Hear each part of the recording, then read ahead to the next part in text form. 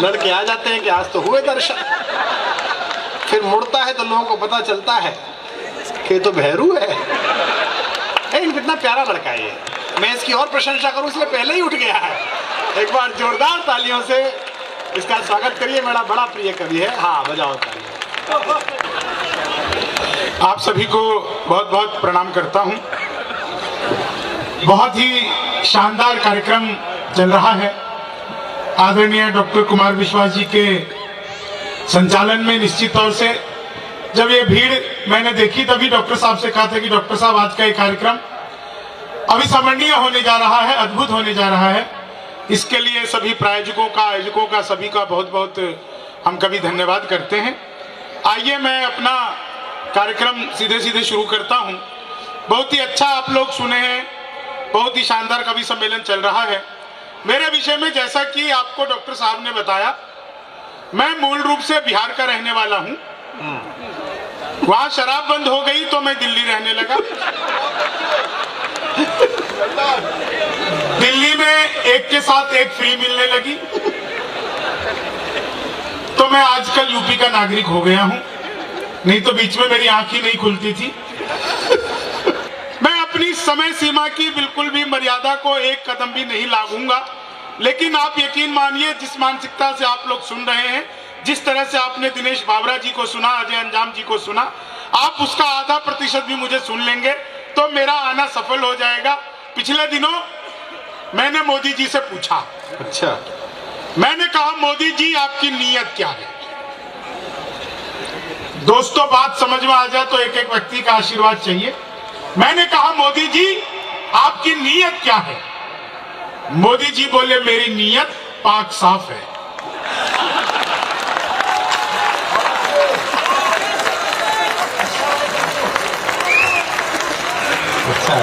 पिछले दिनों चीते भारत आए तो मैंने चीते से भी पूछा, भाई जो आदमी डायरेक्ट मोदी से पूछ सकता उसके लिए चीते कितनी बड़ी बात है। मैंने चीते से पूछा, मैंने कहा तुम भारत आ रहे हो, तुम्हें डर नहीं लग रहा?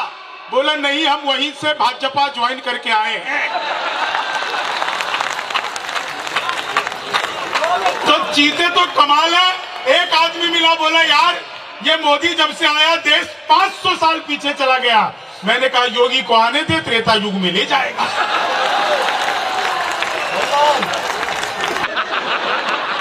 बोला आम लोगों को नहीं मिलती।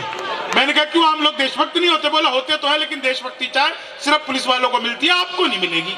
मैंने कहा रुपए तू 5 की जगह 10 रख ले। बोला भाई साहब आप टाइम खराब कर रहे हो, आपको मिलेगी नहीं, जाओ।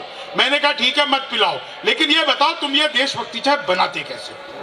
तो उसने जो मुझे देशभक्ति चाय बनाने का तरीका बताया, आप लोगों को स्वाद आ जाए तो एक एक व्यक्ति का आशीर्वाद चाहिए। मैंने कहा मत पिलाओ, लेकिन ये बताओ तुम ये देशभक्ति चाय बनाते कैसे हो? बोला जी मेरे यहाँ सुबह सुबह हिंदू, मुस्लिम, सिख, ईसाई सब चाय पीने आते हैं, उनकी थोड़ी थोड़ी चाय बच जाती है, मैं उसे एक कप में इकट्ठी करता हूं और वंदे मातरम बोल के पुलिस वाले को पिला देता हूं। तो आज वही देशभक्ति चाय हम कवियों को नसीब हुई है जो ये लोग पी रहे हैं। बाद में मेरे लिए स्पेशल आएगी। वो इधर से जाएगा, वहीं खड़े हैं देशभक्त लोग। नहीं, मैं तो देखो पुलिस को दूर से ही प्रणाम कर लेता हूँ भाई साहब। आप सुनिएगा, ट्रंप आए थे भारत, लोगों ने ट्रंप को तरह तरह की सलाह दी। एक सलाह ट्रंप को मैंने दी, आपको लगे मुरादाबाद कि एक बिल्कुल सही सलाह मैंने ट्रंप को दे दी तो आप सबको आनंद आएगा। उसके बाद कोई बात नहीं, सीधे सीधे कविता सुनिए। ट्रंप आए भारत, लोगों ने सलाह दी, मैंने एक सलाह दी कि लालू से मिलो वो तुम्हें बिहारी न कर दे, लालू से मिलो वो तुम्हें बिहारी न कर दे, जनता तुम्हें यहाँ की भिखारी न कर दे, जनता तुम्हें यहाँ की भिखारी न कर दे। उत्तर प्रदेश आना ट्रंप सोच समझ कर, योगी जी तुम्हें ट्रंप से दीवारी न कर दे, योगी जी तुम्हें ट्रंप से दीवारी न कर दे, योगी जी तुम्हें ट्रंप से। लेकिन भाई साहब वो माना नहीं, आया आगरा गया। हाँ, ये रमेश जी ने बताया था, वो आगरा आया था। वो आगरा गया, 48 घंटे की यात्रा, 12 घंटे में लौट आया परेशान। तो मोदी जी ने पूछा क्या हुआ, पसंद नहीं आया ताजमहल? बोला जी वो सब कुछ बहुत अच्छा है, ये समझ में नहीं आया असली पंछी पेठे की दुकान कौन सी है। तो हमारा देश तो अद्भुत ही है। 4 लाइन सुनिएगा, आप लोगों को आनंद आएगा। कवियों को चाय मिली, विधायक जी को कॉफी। अच्छी बात यह है कि विधायक जी खुद लेने के बाद दूसरों को दे रहे हैं। विधायक जी, मैंने ऐसा विधायक पहली बार देखा है कि जिसे खुद मिल जाए और वो अपने सहयोगियों को दे दे। ये विधायकों ने पिछले कुछ दिनों से सीख लिया है। अब उसके सहयोगियों के पास सब मिलेगा, विधायक के पास कुछ नहीं, वो तो फकीर है। 4 लाइन सुनिएगा, समझ जिसको आई वो कई दिन तक ताली बजाएंगे, लेकिन बस आप 4 लाइन ये सुनिएगा। उत्तर प्रदेश एंटी रोमियो योगी जी और 4 लाइनें।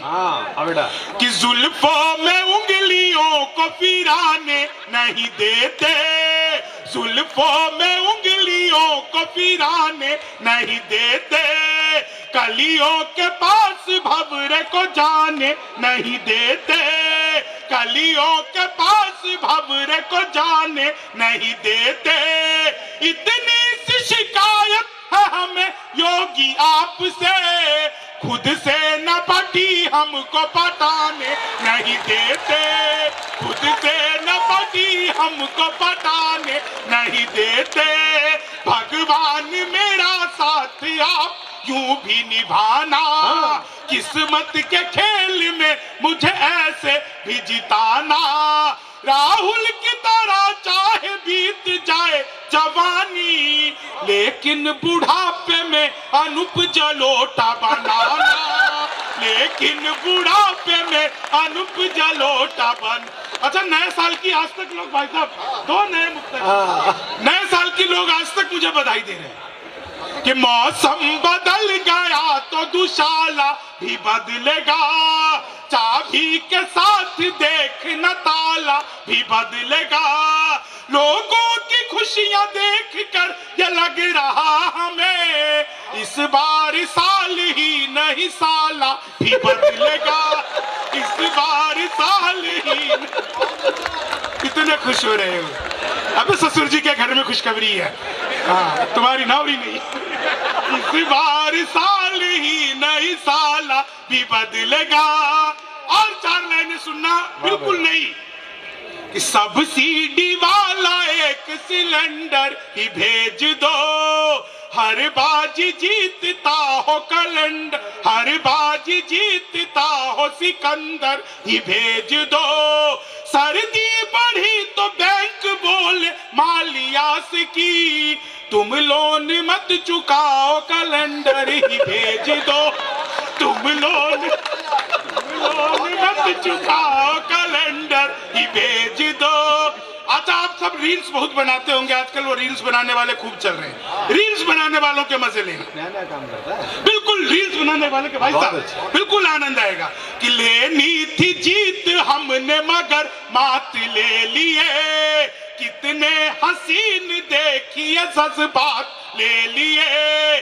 दूल्हा बेचारा रील बनाने में रह गया, दुल्हन ने फेरे पंडित जी के साथ ले लिए, दुल्हन ने फेरे पंडित। अगली पंक्ति में बैठी हुई महिलाओं को प्रणाम करता हूं। मैंने इतनी खुलकर हंसती हुई महिलाएं बहुत दिनों बाद देखी।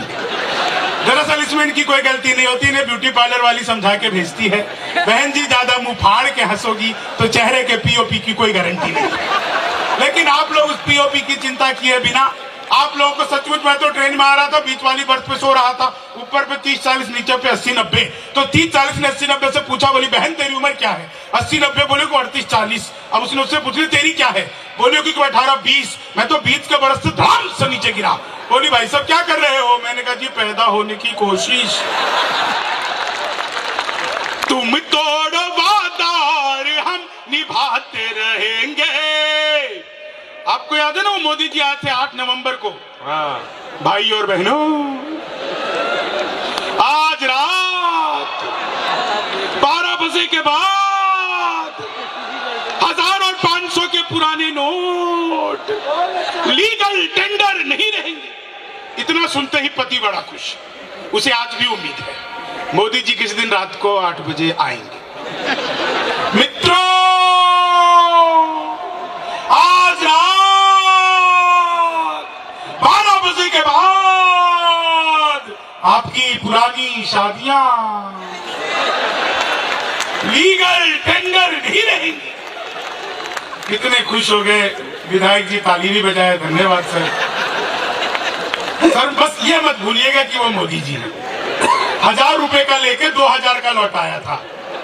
आप 40 साल की जमा करवाने जाओ, 80 साल की थमा देंगे।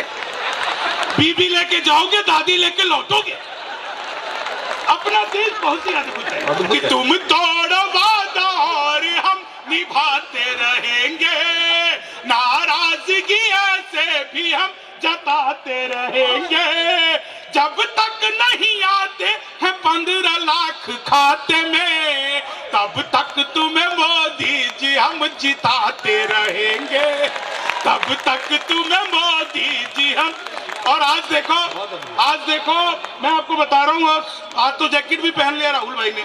4 लाइनें सुनना कि ख्वाबों में तेरे रंग कोई पिंक नहीं है, और पास तेरे अपनी कोई थिंक नहीं है। राहुल को लगी ठंड तो मोदी ने ये कहा, आधार से न जाई तेरी लिंक नहीं है, आधार से न जाई तेरी लिंक नहीं है। चीनी को जमा करके फिर से गन्ना बना दूं। मैं तो दूध कभी क्लास में अध्यापक है, बोले कौन बेवकूफ पे खड़ा हो गया, तो वही खड़ा हो गया। बोले तुम बेवकूफ हो। मैंने कहा नहीं सर, आप अकेले खड़े अच्छे नहीं लगते।